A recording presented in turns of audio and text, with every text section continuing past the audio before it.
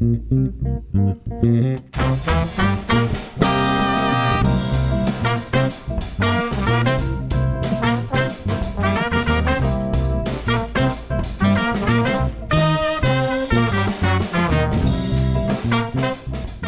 I'm Ted Haptegaber, founder and producer of Live Talks Los Angeles. Thanks for joining us. Since we started over a decade ago, we have brought you hundreds of conversations with storytellers, writers, actors, musicians, humorists, chefs, and thought leaders in business and science.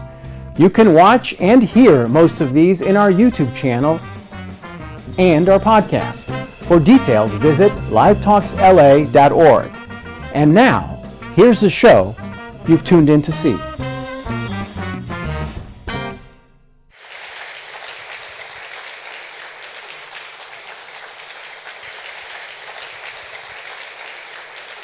Welcome, everyone. I also have a 1992 politics story that I'll tell very quickly. When I was a kid journalist working for something called the Fox News Service, not the Fox News Network, it was the precursor. I was a young field producer, and you were on the trail for USA Today, and I ran after you, and I saw how fast you ran, and I thought, I could never cover politics. He's got too much energy, so I've been following you for years. It's a pleasure. Thank you. And I'll talk a little bit, too, about how I bugged you while you were writing this book, which I hope you all will read as soon as possible. How many people here are journalists? Oh gosh, that's always scary. And how many of you are New Yorkers who grew up with it, sort of as a birthright to read the newspaper? Yeah, so what is it, Adam? We were talking a little bit about the subscription rate here in LA. I was surprised when I moved here that it's huge, In California, there are more, last I checked, there are more subscribers in California than in New York City, believe it or not. Yeah. So we're not illiterate, Oh, no. Well, we may be a little illiterate, but we do try to read newspaper. So when I first heard that you were writing this book was 7-8 years ago? 2016, yeah. I called you up because I said, I want to tell you the story about the strange part of the New York Times that I was privileged to work for. And then I realized after I did that, there must have been every single person on the planet who's still alive chasing you to tell you their stories. Or were there people who were saying, I want to write this story myself, or what was, because in a room full of journalists, you'd imagine there would be tons of people who'd anoint themselves historians. So first of all, one of the reasons that I I had a general idea of what I wanted to do with this book, but it was a process of discovery. And I remember when you called out to me because I knew I wanted to deal with the sort of digital evolution there, but I didn't really understand it. And the fact that you did it sort of explained to me and gave me an insight into, I guess, how rough things were at first and how, it's a complicated story because in some ways it was very halting, but in some ways there were people, including you, including someone else in the audience, who really saw the future here. So that was great. And a lot of people reached out to me, and I always said yes. I mean, that's just part of being a reporter. That's how you find stuff out. And most of it was discovery. In terms of that other question, no one has asked me that before. I don't know. I assume that other people, had read Gay Talese, which I did too, and had this sort of ambition of sort of writing the story, the book of the times. No one ever said that to me, and I never sensed any jealousy or resentment, but maybe by that point it was too late. Right, the contract was signed. Digging in, so they knew they couldn't take your turf. But let's talk about Gay Talese and the Kingdom and the Power, because I was impressed, first of all, that he came to your very glamorous book party in New York a few weeks ago. He's in his 90s now. 90 years old. Yeah, but also to read in your book that he was I'm not surprised that he was so generous with you when you went to him, but I was impressed that you went to him and said, sort of, would you pass the torch to me? Not quite those words. So could you tell us a little bit about that? Like right after I think it's pretty soon, right after I signed the contract, I wouldn't have been presumptuous enough to say, will you pass the torch? But that sure is what I was thinking. And I went to his townhouse on the Upper East Side, knocked on the door, he opened the door and he goes, I've been waiting for 15 years for someone to write this book. I was so nervous, right? And then he invited me in and opened his Rolodex. Everyone here knows what a Rolodex is still, right? Okay, you can Google it. And and the other thing he did that was really cool is he sat down and he sketched out to me how he would write the beginning of the book. I mean, he could not have been more helpful. And then he took me out to dinner, and he just was always encouraging right through the whole process. And he was just like a model of what a veteran journalist should be. He's such a gentleman. He is such a gentleman, a real class act. I was really impressed. But he did something that you didn't do, which was he quit before he wrote his book, and you didn't. And so I'm sure I've read about in the reviews and heard you talk about this elsewhere, a little bit about the challenges of writing about a subject that you're still deeply a part of. When I wrote my media histories, I was no longer parts of those organizations. So what was that like? It was challenging, but here's the main thing. The scan of the book is basically 1977 through 2016, and I can talk about why I ended it there. But one of the reasons I ended it there was that I was not writing about people that I worked for or that I knew, with two exceptions, which I can tell you. I was writing about people who were retired and who were gone, and it gave me distance, and it made it less difficult than I think it otherwise would have been. And I was not writing about events that I was involved in. I don't think I could have done that if I was writing post-2016. I gave a lot of thought about whether to leave the paper or not. Ultimately, I thought, I'm not sure I could have afforded to leave the paper and write the book, but that shouldn't be the factor. Ultimately, I thought this was the best way to do it. But you just felt called to, I mean, it's such an enormous task to tell that long history, that long swath of history after Lisa's book ends. It was just, people who write these kinds of books always say, and I know because I've done it, you can't not think about it. You can't stop thinking about it. So what was that like for you? How you knew you had to do... I can't remember what... First of all, I did read the Gates Lisa book. It's what made me want to work at the New York Times. I always wanted to work at the New York Times. And always in the back of my mind, I thought about, could I write a history of the Times, right? Picking up where Talise left off. Because I believe that this was a really critical institution to journalism and to society and to politics and to everything about what this country is about. And I thought it was a big, important target. And I was trying to figure out when I actually had the idea to do it. And I was, some years ago, I guess 2005, I was a fellow at the Institute of Politics at Harvard. And I'm still in touch with some of the kids I work with. And I was talking to one of them the other day, and he said, he sent me a note saying congratulations on the book and all that. He goes, I remember when you were talking to me about this book back in 2005. So it goes back at least that far.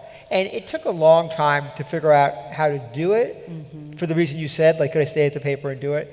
And I knew that, I mean, you know this as well as anyone. If you're going to do a book, you're going to live with the subject. It's going to be it or he or she is going to be everything in your existence for as many years as it takes. I knew a book like this would take longer than I told my publisher when I signed it. And I knew this was a project that I wanted to do and I was committed to do. And I hate to use the phrase labor of love because it's so hackneyed, but this is something I just always wanted to do, and I just enjoyed it from the beginning, and it's been incredibly satisfying. Well, it's so exciting to understand the place that inhabits not just your life, but so many people's lives. Yeah. I mean, and that's the other thing I've been dying to ask you is just why is it that so many people care so much about, as the reviewer in the New York Times put it, I don't think he said the sausage is made, but how the restaurant works behind the scenes. Wasn't that a nice piece of writing? Yeah, it was because, great. Like, if you wonder, I think the phrase was, not that I've memorized it, but I think the phrase was something like, if you want to, this is not for people who don't want to know what's going on in the kitchen, right? So, that's what I tried to do. The trick of this, I'm sure you had the same kind of issue here, is to write about the interpersonal conflicts. I resist the word gossip because I don't think it does that, even though one reviewer said it, otherwise good review, I just don't think it's gossipy. But I do tell the story of all these people that created the paper and made it what is such an important institution. I mean, clearly it's the New Yorkers here, but I think the people in Iowa, right, Ted, also people across, in California for sure. And I think it's just because it's always been such a measure of at least aspiration, obviously it fails, and quality. And I think people kind of admire that, and that's what drew me to the project in the first place. Yeah, what Gay Talese says, it's a Bible, really. I mean, it's an arbiter of society, as people throughout the book talk about. There's this sense that we're doing something important and Right. giving it out to the mission, world. Right? Right. And I'll say that one of the things I discovered, like the Times today is not it doesn't have the status or the stature that it had in 1977. At the time, it was like it really was the arbiter of what's true and what's not, and people looked up to it. And there was some criticism of it, but nothing like today. And there wasn't as much competition, right? There's more Right. newspaper competition, but now you have a million different things going on. I think it's still an extremely big deal, but it's not what it once was. But in answer to what you said a moment ago, I think most of the people there still have that mission that the paper's always had of like, this is a mission that's bigger than us. And again, I'm not being Pollyannish here. The paper's screwed up stories over the years. I write about that. It's far from perfect, but I think ultimately it's always trying to get in the right direction, at least so far. Right. No, and that's so evident in the pages and in the rich detail that you have. It's mind-blowing how you must have kept track of all that. But we'll talk shop about that later on. And let's talk about some of the characters, because it was interesting for me, having been a reader of the paper for so many years, to think about the family drama of the Times. Really, this is sort of the story of the latter half of the 20th century and all the societal changes that happened along with all the news. But it's also a family drama in this sort of, not quite Murdoch succession, but there was a succession that's deeply part of what you're covering here. Several successions, right? But family-wise with the Sulzbergers. Right. So I found that really fascinating, how you mined that and drew that out. The Sulzberger to Sulzberger, punch to pinch, which I know Pinch didn't like. Or he's not here. He's not here, so we can. But can you talk a little bit about that? I mean, I guess I hadn't thought about it this way, but there's really two lines of family here, if you want to think about the book that way. One is the Sulzbergers, right? The other is the executive editors, the 7 executive editors that are the sort of backbone of this book. That's the way I decided to organize it. All of whom are chosen, all of whom are chosen by the publisher. And I talked about going from Punch to Arthur Jr. and the differences, and I think one of the important tasks of this book, let me just back up for 1 second. When I first started this project, I think even before I met you, someone I knew said to me, one of your big challenges here, and he used the word challenges, is how are you going to assess the legacy of the publisher Arthur Sulzberger Jr., right? This is 2016.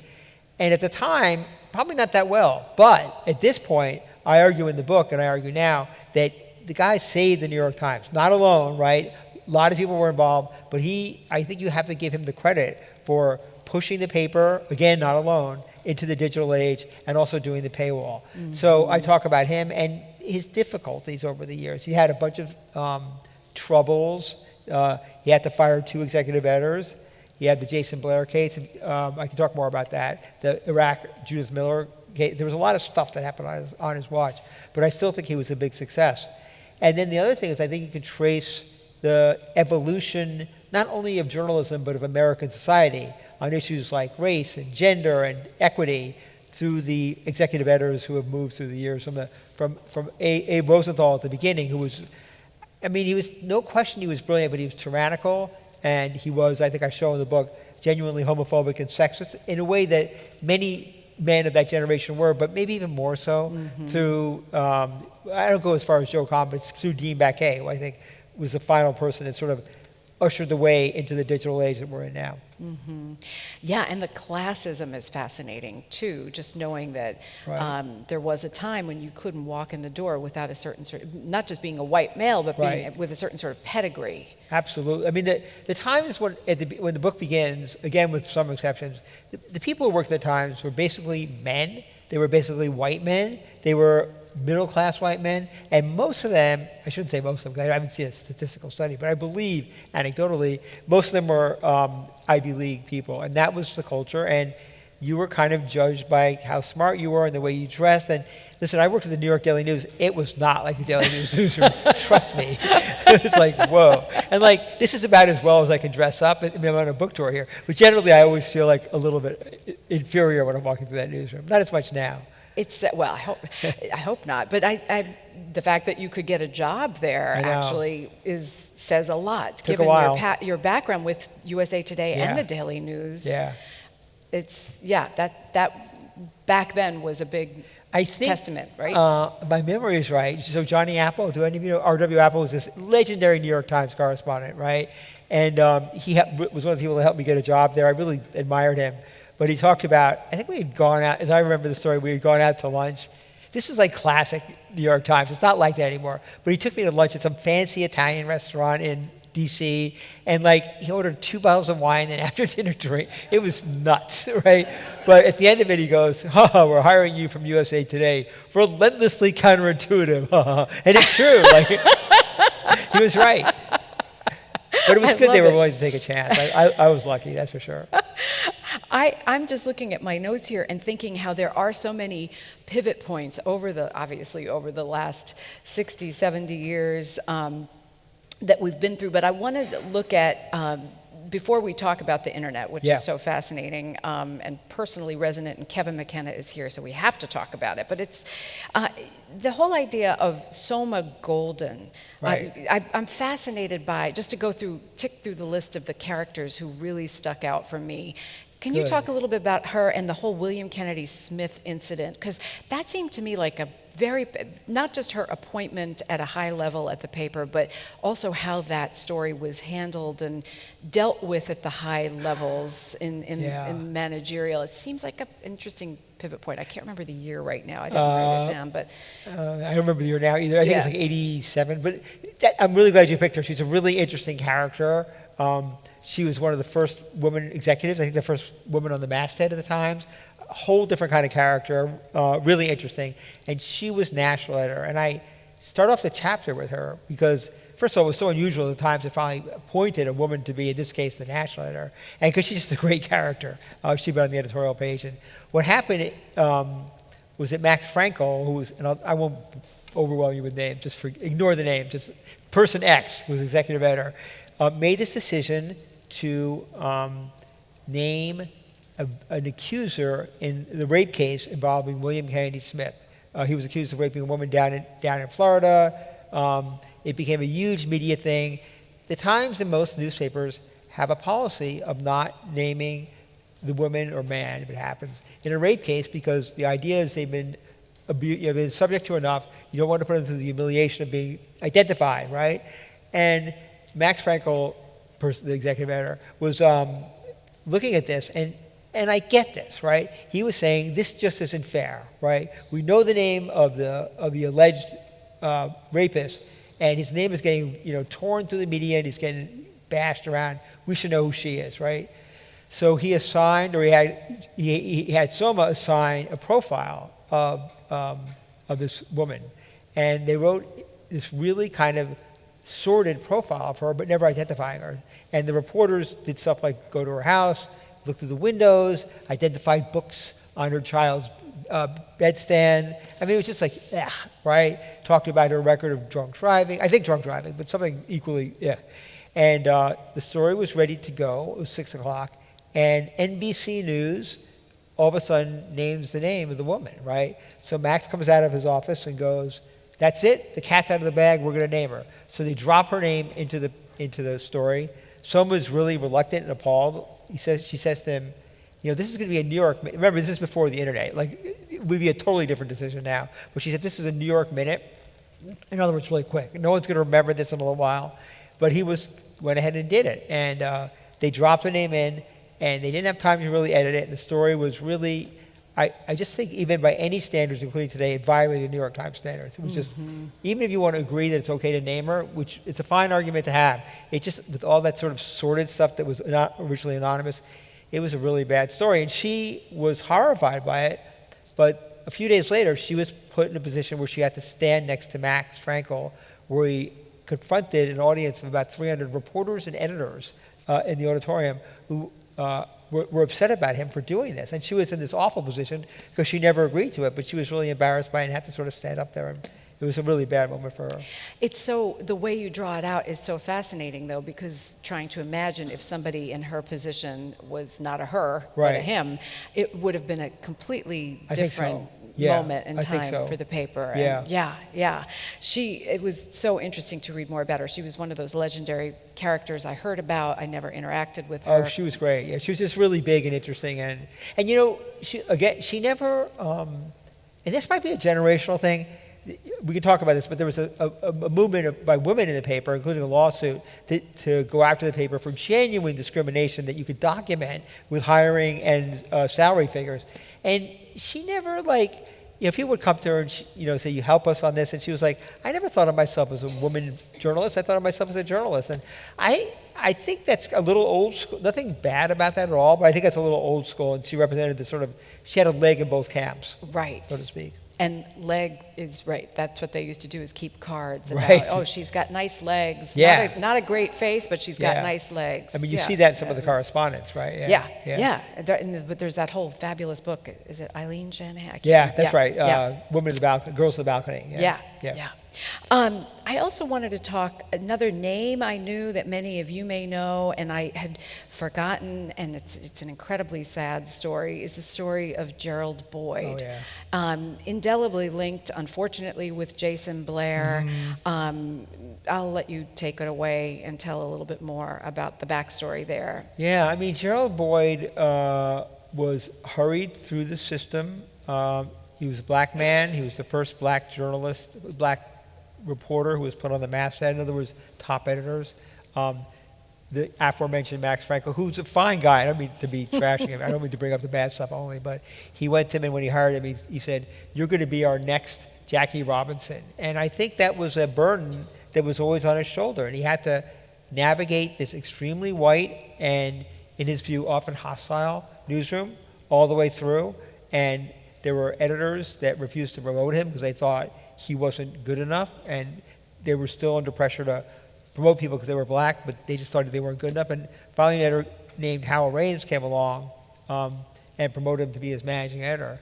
And to make a long story short, Howell Raines got pushed out because of the Jason Blair scandal, the Jason Blair fabrication scandal, and so did Gerald Boyd. And I think Gerald Boyd was heartbroken by that and never really got a job again, and ultimately died of lung cancer. And there was a memorial service for him in New York, and I talk about it in there. All in this room, all the white people stood on one side of the room, and all the black people stood on the other side of the room. And at one point, some of you might know Bernie Weinraub. He lives out here. He was a journalist and a friend of Bernie's, of Boyd's. They worked together covering the Reagan White House. And Bernie gets up there. He still had a copy of the speech, which he could share with me, thank goodness. So he gets up there and he goes, "Can you imagine?" I'm doing this from memory. He goes, being told you're the next Jackie Robinson of the New York Times. What a horrible thing to do to people, right? And it was just speaker after speaker. At the end of it, Gerald's wife at the time goes up to a man who was another executive editor, Joel Ellieveld. Joel Ellieveld turns to her and says, "Not everything here had to be said." And she said to him, "This isn't your memorial service, Joe." And walked away from him. It's so detailed, Right. so chilling. And then didn't Sulzberger come at the very end? He did, yeah. And he said to me, Arthur Sulzberger Jr., he went there and he just felt like he wanted to die. He told me that he went home. I mean, I think that Arthur Sulzberger genuinely wanted to deal with the racial imbalance, which is a euphemism, in the newsroom.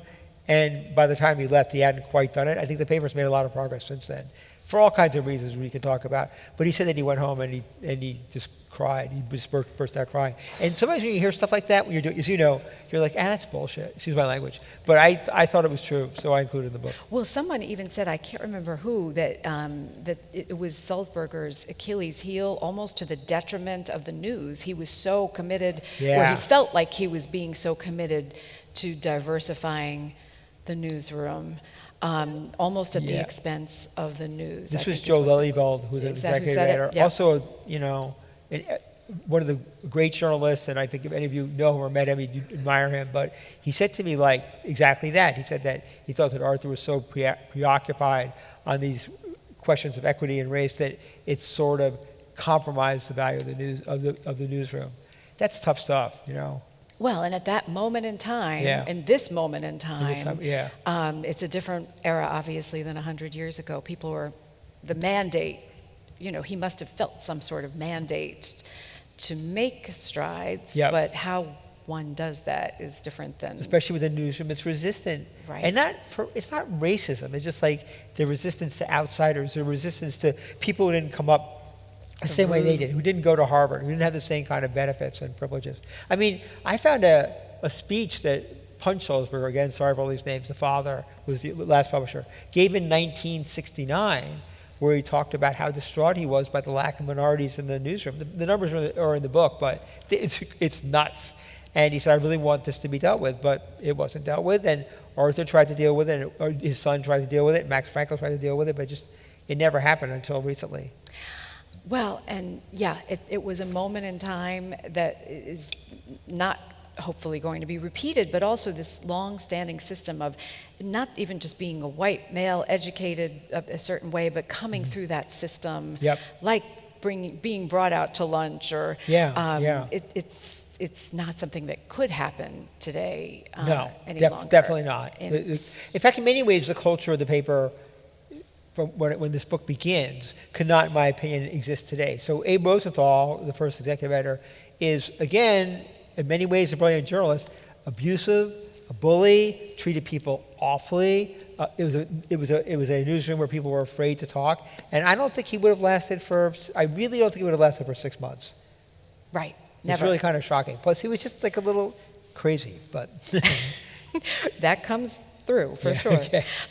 I want to talk a little bit about the editorial page, and then we'll talk about the internet in a minute, and why the editorial page historically is so crucial at the paper, even though it obviously is much less real estate, and how that's changed and changing in a world today where there's an expectation of having an edge or a point of view in a story. And one example of that was when Hal Raines was named editorial editor.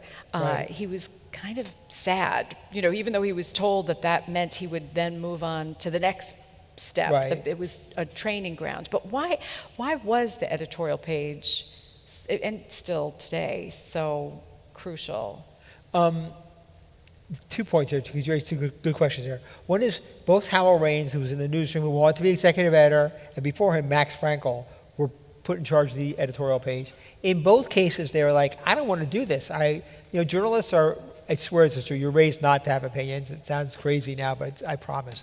And he just didn't, Howell Raines says how we didn't even read the editorials. So he was very reluctant to go there. But the editorial page, certainly in the 80s and the 90s, and even now, was extremely, extremely powerful. I mean, the president read it, lots of people read it. When it weighed in with ideas or thoughts, people really reacted. And I think that's really, to some extent, true. It's probably, if you're going to be a columnist, I think it's probably, with all due respect to the Washington Post and the LA Times, which are great, and some of their columnists are great, you probably want to be the New York Times, so that's where you get the most clout.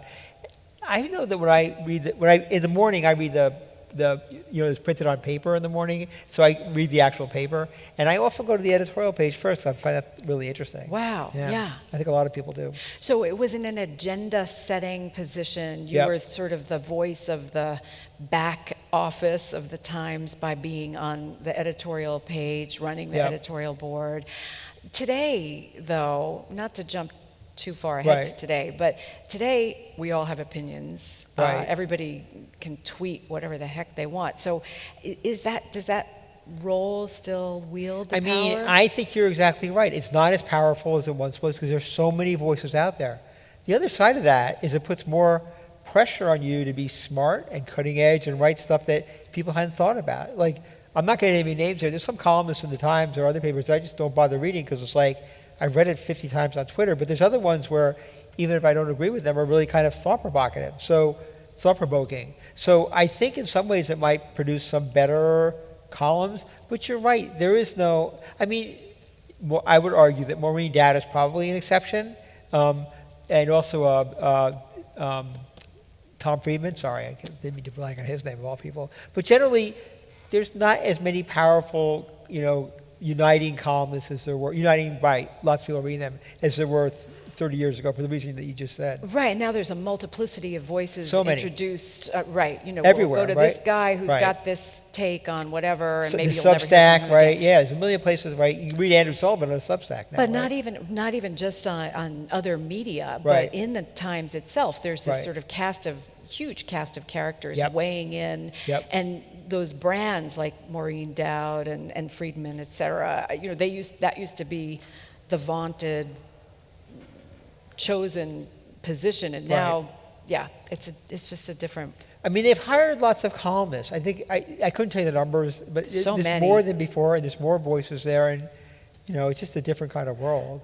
I think I heard you say in one of the talks that stories in general have more edge now, or they're expected to. And so that, again, the blurred lines between the editorial and Yeah. the story I might write with a point of, that has With a point to of view, have right? a point Yeah. of view. Right. Not ideally, a story, in my opinion, can have a point of view, an informed, reported, educated point of view, as opposed to having an opinion.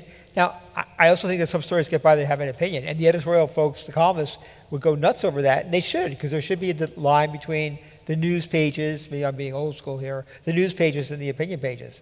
But that's the tough part, is that Yeah. we all know that. But what does the person, the unborn person today, No. who's going to come up in the news universe, they're not going to understand the difference, how to separate those. I had an argument, again, someone else I met when I was at IOP, who was, and this is a topic I'd rather not talk about, but I'll do it for a second, who was upset about the coverage of Israel, the hospital.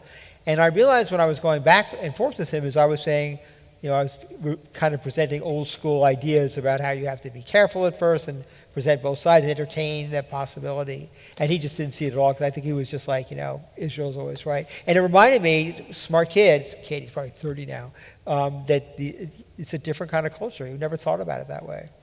Well, and was that person a younger person? He's now, so 20, he's probably 35. Yeah. Yeah. So Yeah.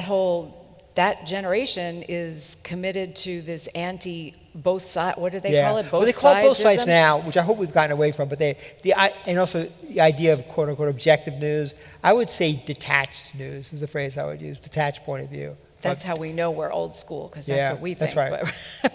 But before we get to the internet, which I keep teasing, I want to talk for a We're second. gonna get there, I promise. We're going to get there. We're going to get there.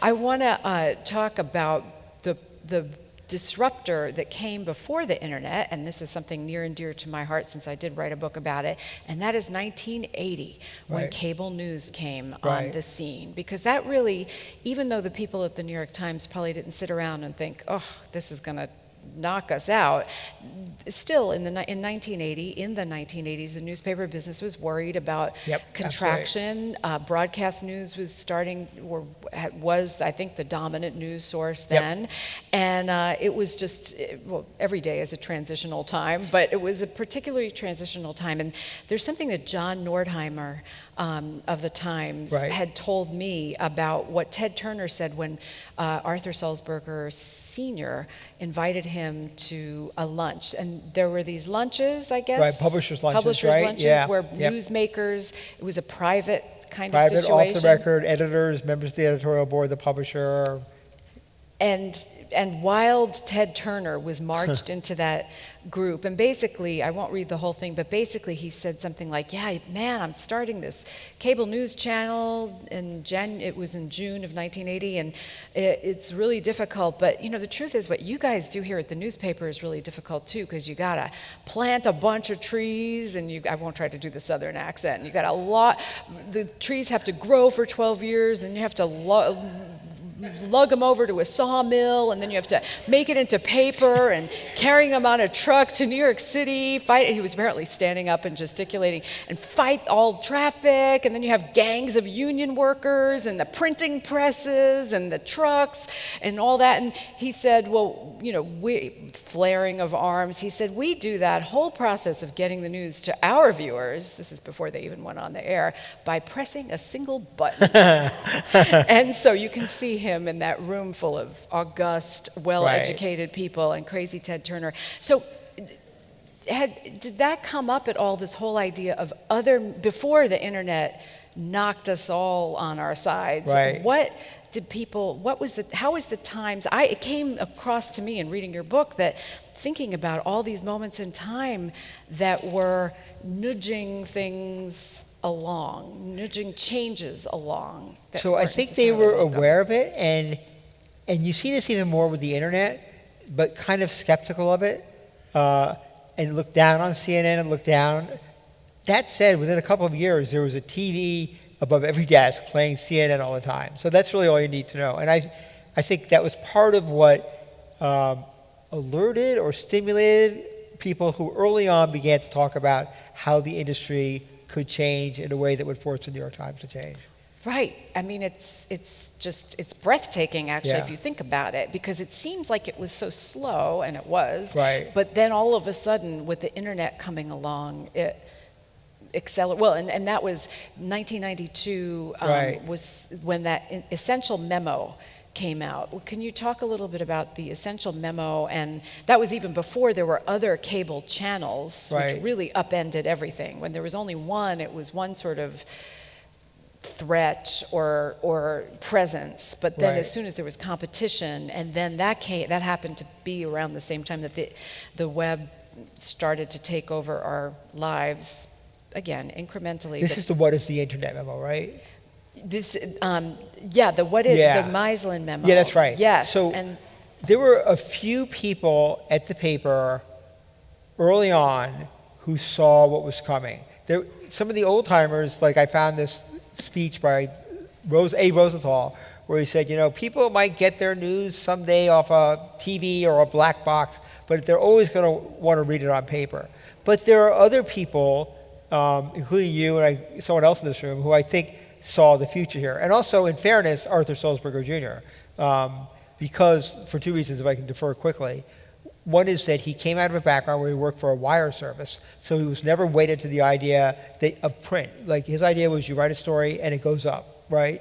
The other thing was he was a Star Trek fan, so he would talk about, I don't care how people get their news, we can beam it into their head. So you had some forward-looking people, and one of them was a man named Richard Mislin, and he had been Mexico bureau chief and Albany bureau chief, and he worked in the tech department. He liked new stuff.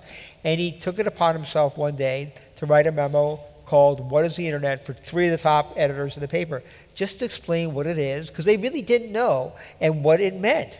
And why we, meaning the paper, needed to deal with it, needed to begin developing a website or some kind of web presence. At one point, he invites Joe Lellybell, the executive editor, to his home. I think he was living in Upper Manhattan at the time, for dinner.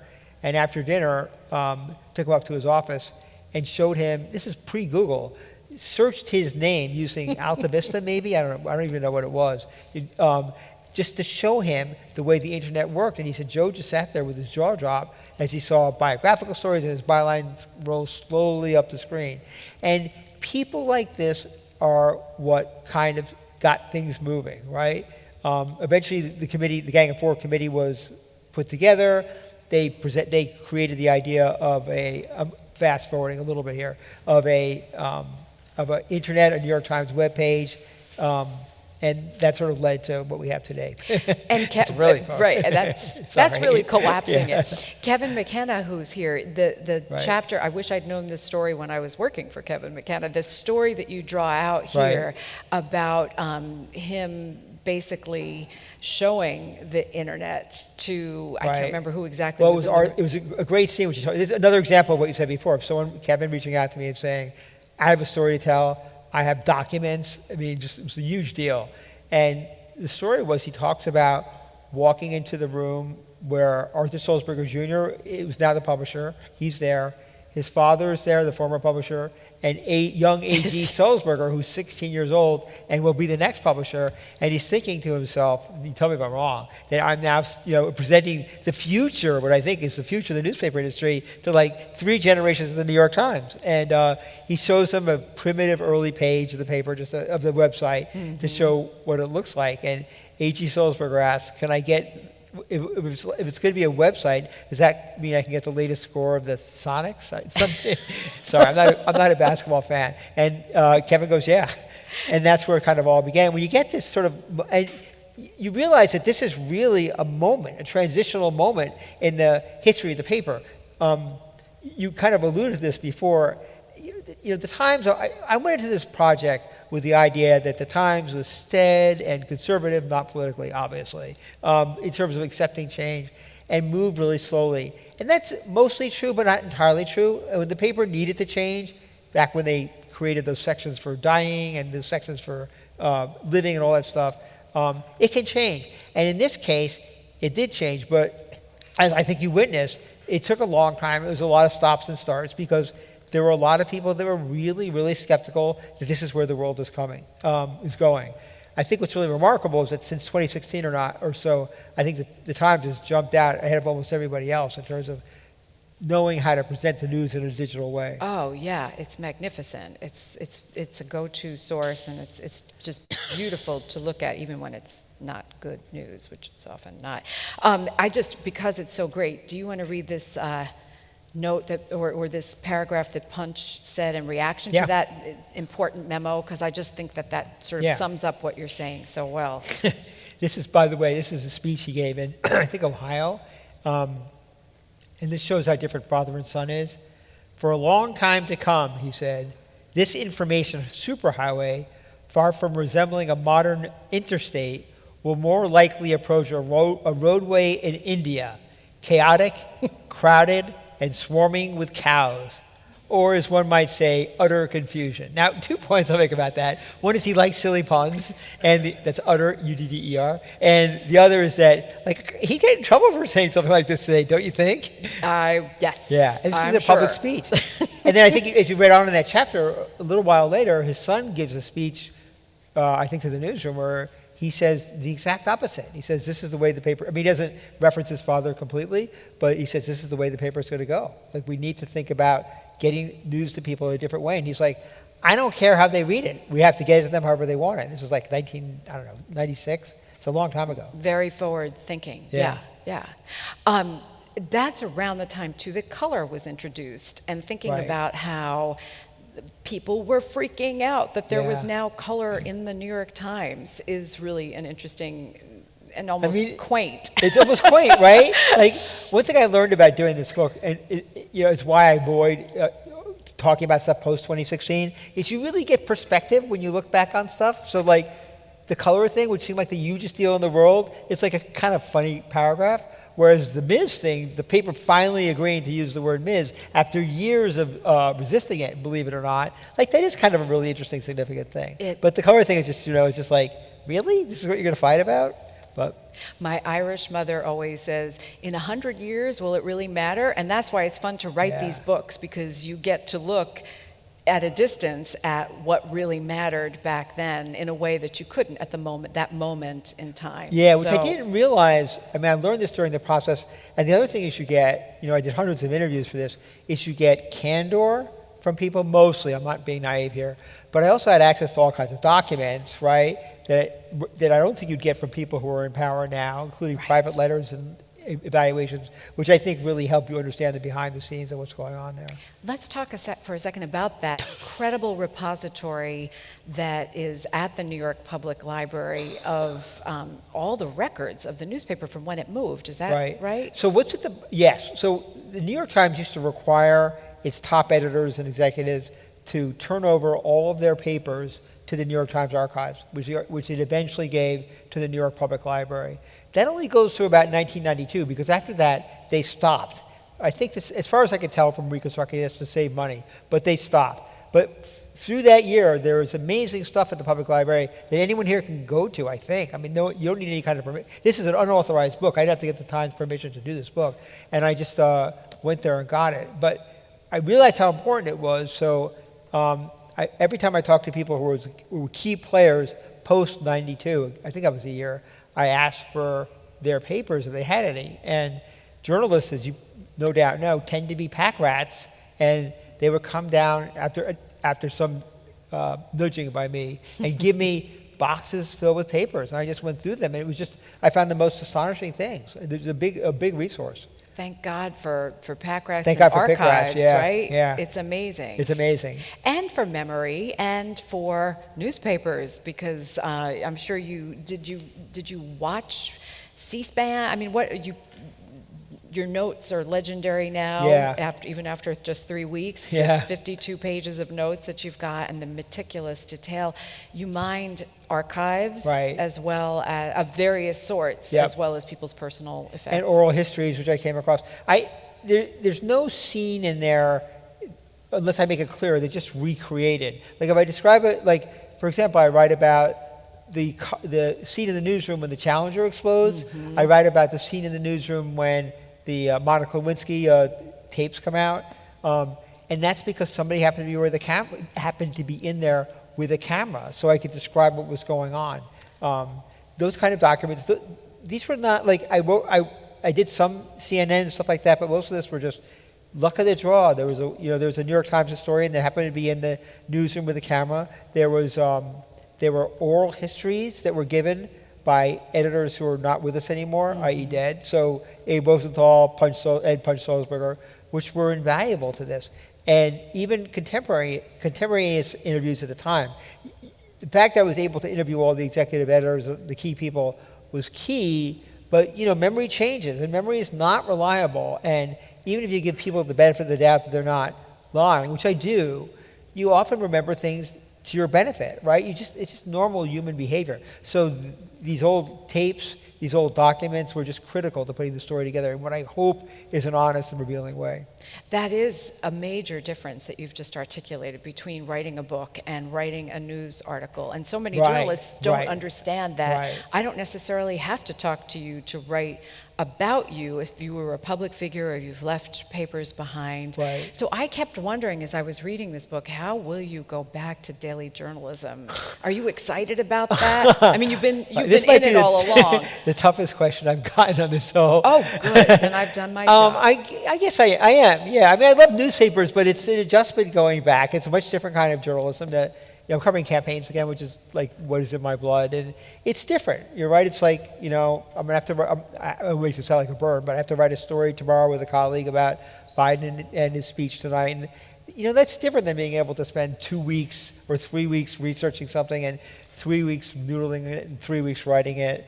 But it's just different. It just makes me think I need to write another book at some point. Excellent. Yeah. Well, that's good. Since it took 20 years for you, because you were a little busy. Was it 20 years, actually? Well, no, I started working on it. I've been thinking about it for probably 20 years. I started working on it earnestly in 2016. Oh, no, I meant 20. I wasn't just. Oh, this is my last book, yeah. Yeah, that was I wasn't sure. For what you said before, I think it came out in 99. Yeah. I wasn't sure. I wanted a topic that I knew I could live with, otherwise I just didn't want to do it. So no, you have to love it as much as a person to live with it, for sure. You do. Let's talk. I think we're getting ready for questions about that fabulous New York Times. There's two cool things about being an alumnus, even though I spent a very short period of time at the Times compared to so many people like Kevin, who's been there forever. You too.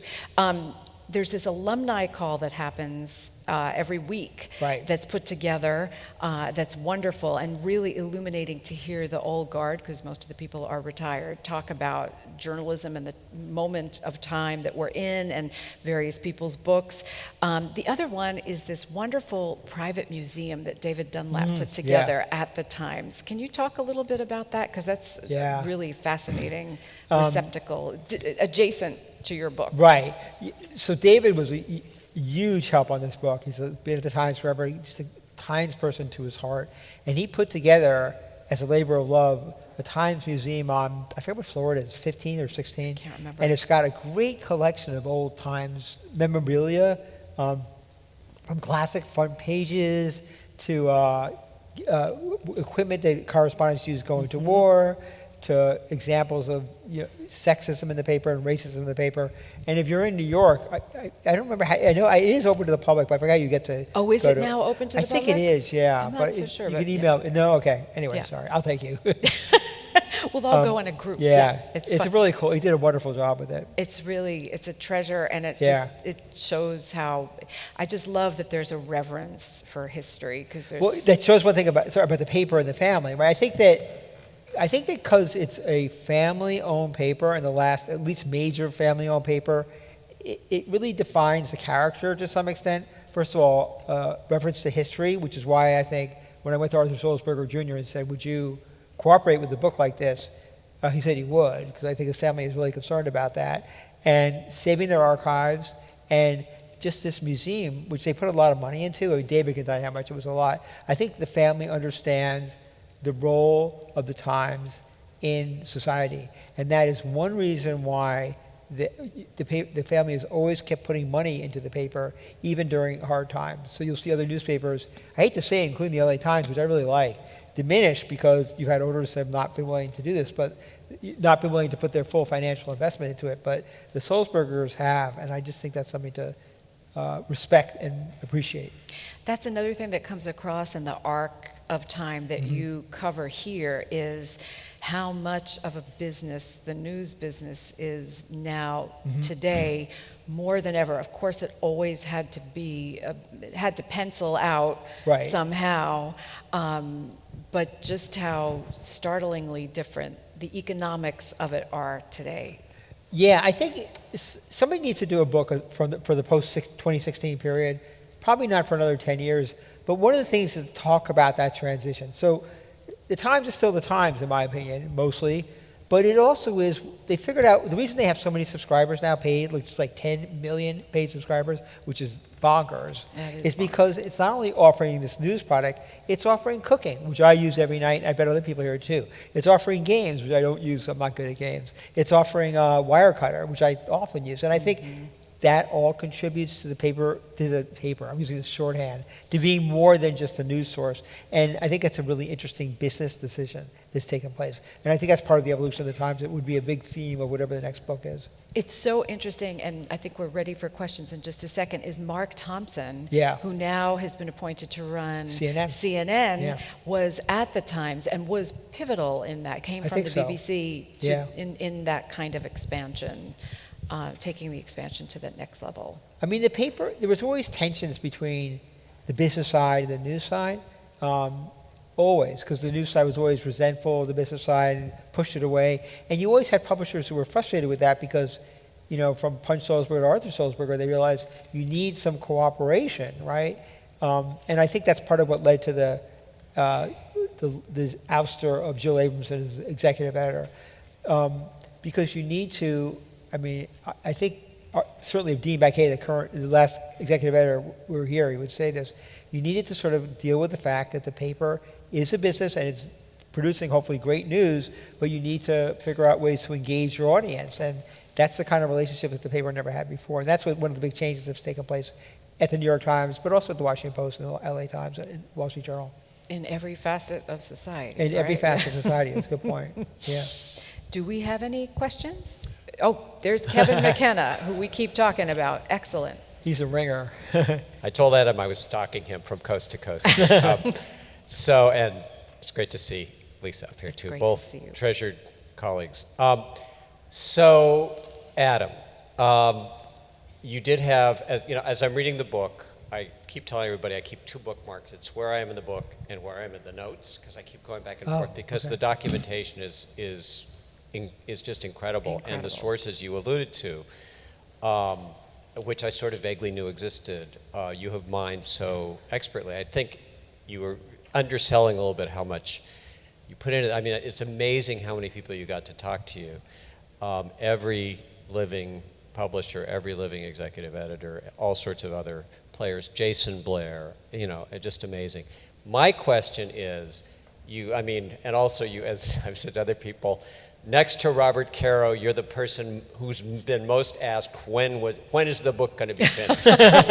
Everyone was so anticipating this. But aside from, you know, given the wealth of material, given all the interviews that you know, and you've said that you made the decision to start with interviewing people who you didn't know how long they would be around, which was a good point. How did you organize all this? How did you, that's a great question. You know, get from starting this project to, you know, someone told me you kept a database. I mean, how did you, it was such a wealth of material. How much wound up on the cutting room floor? How did you decide to organize the result? I'm just really interested in the process. Yeah, that's a great question. To some extent, I was inventing it as I went along. To your first question, the first book I did was on gay history, and in that case, what I did is I made a list. I did it with a colleague named Dudley Clendenin. Made a list of people. This is back when people were dying from AIDS at a much greater extent. So I made a list of people who were dying and interviewed them first, and I was pretty open about it.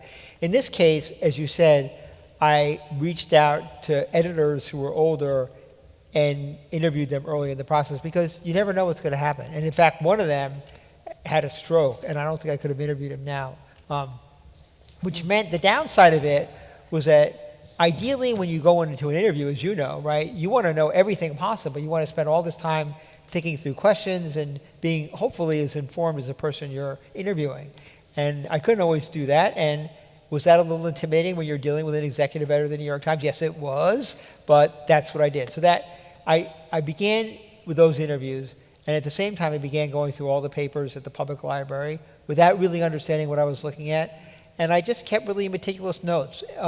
I made a decision early on to do this book chronologically because it's always easiest, as you know, to just keep it on a timeline.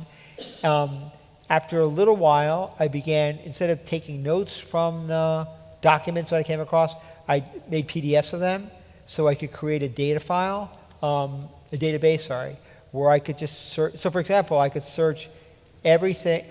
A Washington Post reporter called me the other day, and he was doing a piece on a new edict about story lengths of the New York Times, and he wanted to know if I knew anything about it.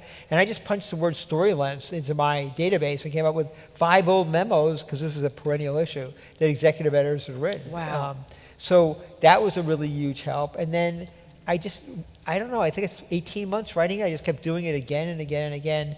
One of the things, as anyone here is writing a book, I wrote an outline, right? And I kept redoing it again and again, because there was times we had to go back and forth in narrative, and parts of it were really complicated. Judith Miller in Iraq, Jason Blair, but I kept just doing it till I got it right. But I think the biggest two things were the database, which allowed me to remember and search what I had, and the use of a timeline, just to give me some kind of grounding as I was putting the story together.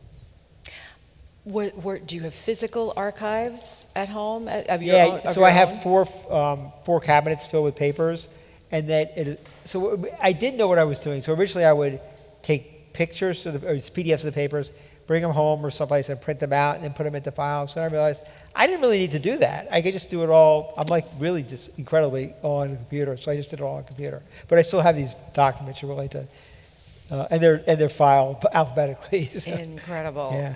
And no fleets of research assistants. At the very beginning, I hired a research assistant to help me collect clips of historical moments to help put together the timeline of the paper. But I did not see any way I could have someone else go into the library and look at documents for me, because I'd spend days and days and days and just go through paper after paper after paper. And most of them were like, talk about my eyes glaze over, and then all of a sudden you come across something and, oh my God.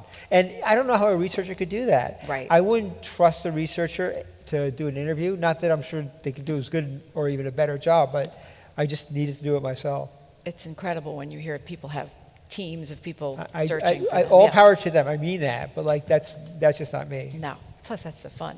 Yeah, right, do it right, that's the fun of it, yeah. Hi. Hi. So, if you're like me and you grow up with the New York Times and you read it your entire life, and you gradually learn. For me, I know a lot about sports, and I began to realize that the New York Times sports page was not good, and and they were wrong about so many things. In fact, even just recently, they got rid of it. So, what happens? And I'd like to know in your book. But I, of course, trust the New York Times about everything else. And when Judith Miller comes out and, puts out her stories about the weapons of mass destruction, and how could the Times, and I hope it's in your book, which I have, how could the Times have allowed that to happen over such a long period of time? And do you have whose heads roll, other than the people who died in Iraq, whose heads rolled for that? Yeah, that's I hope you'll see when you read the book, that is a major part of the book. I think there are 2 or 3 chapters devoted to that, I think, but certainly close to it. And I recount what happened, how it happened, and I hope I explained why it happened. And there are certain people who are responsible, but there's not one person who's responsible. But It had to do with the culture of the paper at the Times.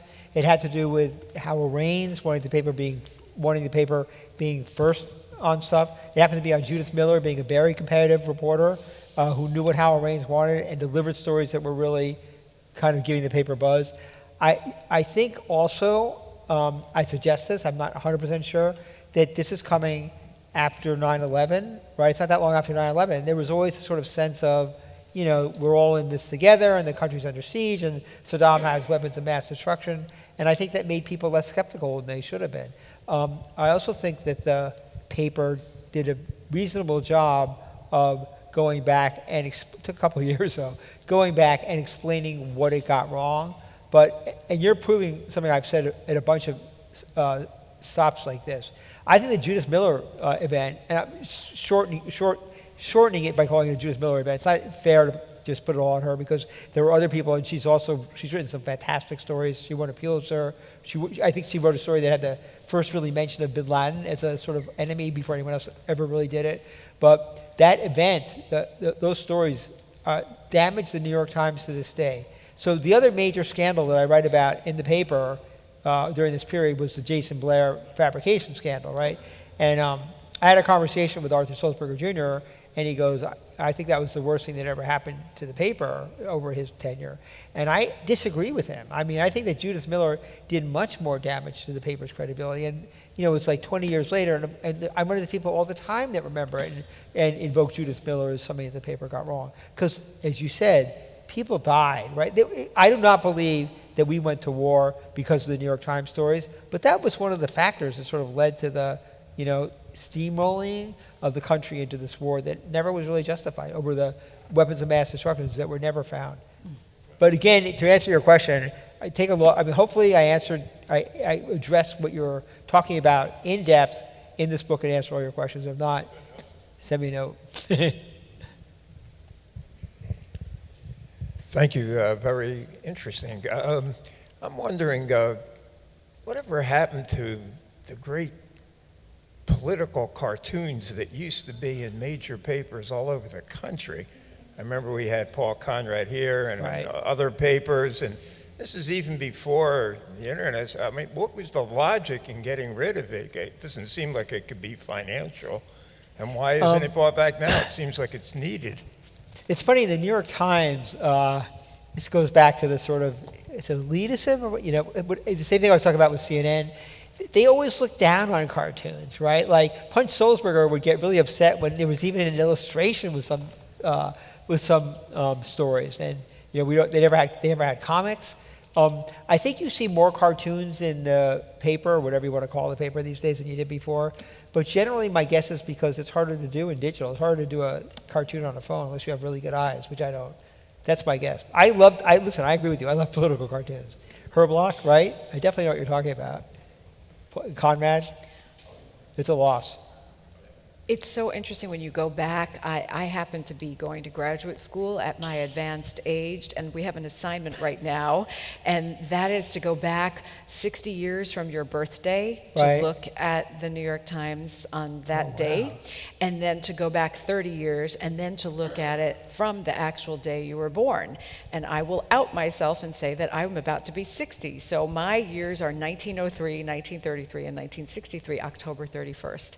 And to look at the paper from those three dates it really gives you a vantage point. And one of the things in response to what Jerry is saying is that there's in 1903, the only any sort of illustration is in an ad. There's no it's all gray, right? No photograph. It's all the gray. It's all gray. 8 columns too. Super right? gray. Yep. Yeah. But anybody, you should all go to Times That's a Machine. great idea. It's really great. Yeah. He's an eminent professor at CUNY. I love him. Times Machine. You can do that, and it's a really fun exercise to see what was going on in your life then, but you can see the evolution of the paper just in terms of graphics, if nothing else, visually. Even 1963 was pretty primitive, right? Still, yeah, they had pictures, but it was 8 columns. Still, yeah, right? Yeah.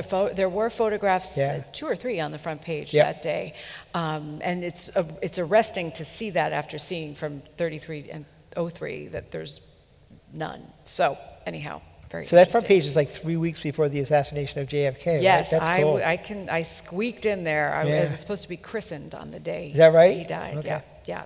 And I must say, too, back to Milestones, your depiction of the newsroom on 9/11 is so chilling and vivid, and I just kept thinking as I was reading it, as with the other depictions, Right. but this one in particular, I don't know, probably because it is 9/11, it really, I kept thinking journalism students will read this and good. get a really vivid picture of what it was like to be in the newsroom. So congratulations on the whole book, Yeah. but in particular, that was really I want to bring superb. I want to bring people in 9/11 in particular into the newsroom to know what it's like covering this big organization, covering this massive story. And one thing that I did in doing that is I tell the story from two perspectives. One is through the executive editor waking up at home. He lives in the village. He looks out his window or looks down the block and sees the towers on fire. And the other is all these like people who, I guess they did oral histories at the time. I forget how I found this, but they just ran across the city and, I mean, I have to say, threw themselves into danger and wrote these amazing stories or files. So. Well, but having you bring that all together Yeah. is it's a wonderfully vivid portrait Oh, of good. I'm glad to obviously hear that. terrible time, and congratulations Thank on you. that. And congratulations on the whole book. It's Thank just you. fantastic. Appreciate it. And it's Thank such you. a pleasure for Thank you. talking Thank you. to you.